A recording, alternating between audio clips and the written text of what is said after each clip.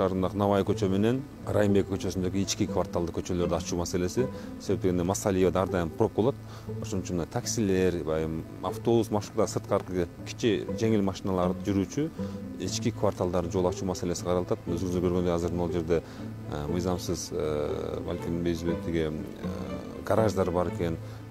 Мындай жол ачык, кичинекей гана баягындай столбалар жылдырса, ички бир жакшы жолдор ачылат да.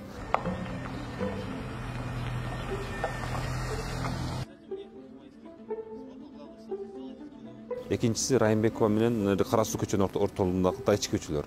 Бул жерде дагы билесиз, Зайнап Мединова менен Ошук районунда коебуз биз. Ошол эки көчөнү бириктирген дагы экинчи параллелдүү Масалиевге параллелдүү көчөлөр аныкталат. Ошолорду ачса боло тургандыгын көрүп атабыз да. Бул жерде азыр болгон чоң деле каражат кетпейт. Бул жерде гараждарды алыш керек, дарактар бир-эки дарак алыш керек, анан столбулар жылдырыш керек. Эгерде ушул маселеди чечсек, биз параллелдүү Ош шаарынын айдоочуларына bir жакшы bir ички кварталда ачылат. Биз азыр мэрдин тапшырмасы бар, протокол тапшырмасы коюлган. Бүгүндөн баштап иштерди баштайбыз. Мен ойлойм, жакын күндөрдө эле. Бүгүн азыр протокол жетекчилерге бүт тиешелүү мекеме ишканалардын жетекчилери келишти. Аларга азыр протокол тапшырма бердик.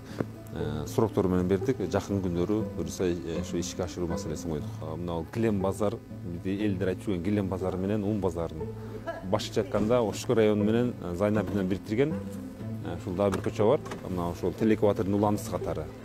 Ушул жерди ушул үйлөрдү аралап өткөн жолду ачуу маселеси дагы протоколго берилген.